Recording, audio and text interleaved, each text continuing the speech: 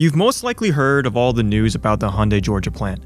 If you haven't, here's a quick rundown. On September 4th, federal agents conducted the largest single-site immigration raid in U.S. history at a battery plant construction site in Georgia. The site is part of a $4.3 billion joint venture between Hyundai Motor Group and LG Energy Solution. Nearly 500 workers were detained, most of them Korean nationals working on temporary business visas for subcontractors. The story quickly escalated. Within days, you had a canceled charter flight, diplomatic meetings at the White House, and Korean executives scrambling to bring the employees home. Footage of detained workers in shackles sparked public outrage in South Korea, just as a major US-Korea trade deal was being finalized. And while most of the workers have been released and flown home, the fallout is far from over. The raid has led to production delays, visa reform talks, and a broader reckoning of how foreign labor fits into America's EV manufacturing boom. Now, to be clear, this wasn't a case of undocumented immigration in the traditional sense.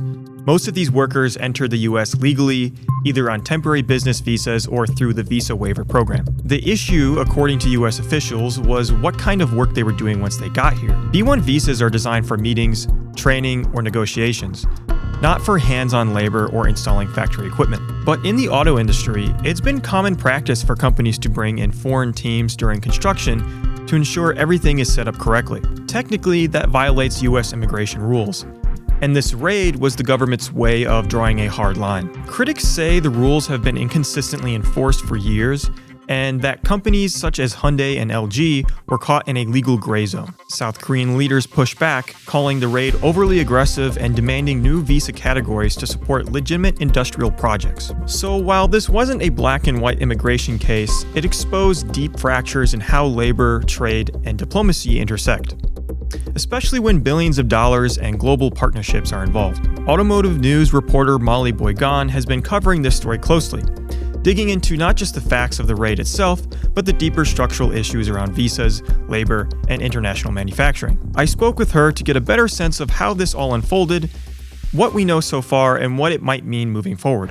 From your reporting so far, what's something most people still don't understand about this raid or its impact? The raid really highlights this very common but illegal practice of companies in the auto industry and in other tech manufacturing industries of using foreign labor, using B1 and visa waivers.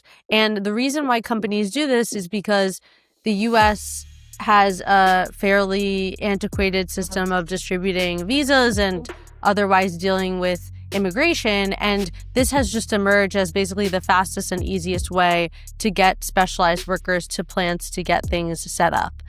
The interesting thing going forward is whether or not companies plan to continue to rely on foreign labor to get factories up and running like the HLGA battery plant in Georgia, or whether they eventually expect to be able to use American workers to build, tool, and calibrate advanced tech manufacturing facilities.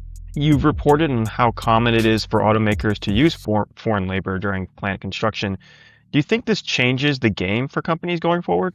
The Hyundai raid signals to companies in the auto industry and in other industries that there's a new way of doing business. And actually, Commerce Department Secretary Howard Lutnick said something to that effect on an Axios podcast a couple of weeks ago.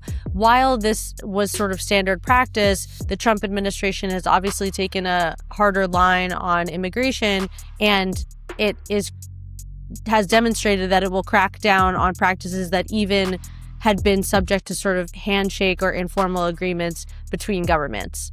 The Hyundai raid also has prompted calls from companies like Hyundai and LG for a more streamlined and better visa process for those specialized workers that are coming in to build and tool plants. And we'll see if the two governments actually make that a priority, because as the Trump administration has demonstrated elsewhere, the sort of undocumented immigrant roundup has been a priority. So it's unclear whether different immigration agencies even have the bandwidth to sort of revise that type of visa process. Recently, you were at a roundtable sit-down with Jose Munoz, What did you learn from that conversation? My biggest takeaway from that conversation is that Hyundai is in an interesting position.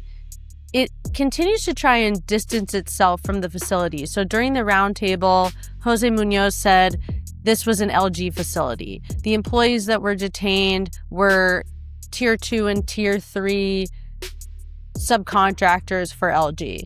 That's partly true. While roughly 50 of the employees that were detained were direct employees of LG, the remainder of about 300 employees were employees of subcontractors of HLGA, which is a joint venture between Hyundai and LG. So clearly the company views this as a bit of a PR hit and is trying to sort of stress the technicalities of its employment situation at the plant, which I should also mention is actually located at the Meta plant that Hyundai is using to manufacture vehicles. Did he, from that conversation, did he give any indication of what Hyundai is planning to do differently going forward, whether that's hiring practices or training or compliance checks? Munoz stressed that Hyundai wants to comply with the rules and regulations and laws of the U.S. government.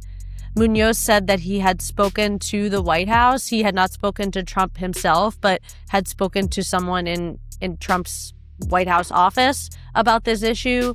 The tack that the company has really taken is pushing for a revised visa process because Hyundai has stressed at the roundtable that at this point it still needs Korean battery expertise to get these battery plants up and running. And did he say anything that helps us better understand how Hyundai views its relationship with the U.S. regulators and lawmakers after all this?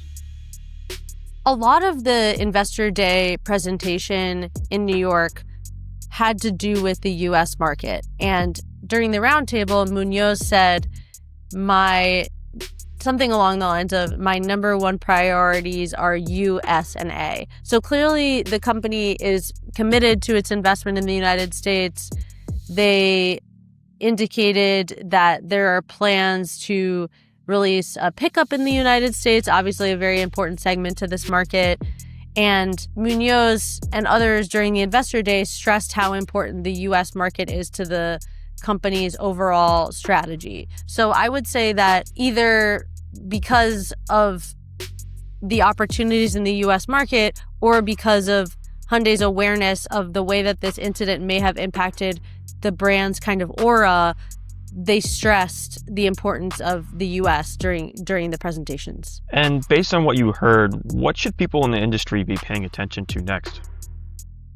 A couple of weeks ago, I spoke to Charles Cook, who's a lawyer who was representing 12 of the detained workers from the raid.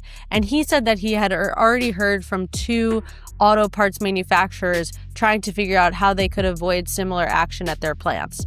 I think I will be watching to see if the Trump administration moves forward with immigration raids at similar facilities.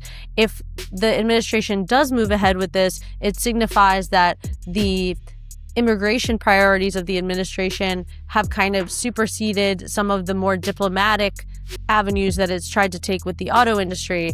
And if the administration does not continue to kind of strike a hard line on immigration and foreign labor at these facilities, it indicates to me that there's some understanding from the Trump administration that different auto industry companies need to rely on foreign labor and that the existing visa system doesn't really enable that. So that's really what I'll be watching for, and to see if those comments from Howard Lutnick that the old way of doing business is over is actually true. The raid at Hyundai and LG's Georgia battery plant raised a lot of questions, not just about immigration enforcement, but how the global automakers navigate complex labor laws while ramping up U.S. manufacturing. For some, it's a story about misused visas. For others, it's about long-standing legal gray areas finally coming into focus. Either way, the aftermath is already shaping policy discussions, business strategies, and international relations in real time. You can follow us at autonews.com and stay up to date by subscribing to Automotive News on YouTube and following us on all our social medias.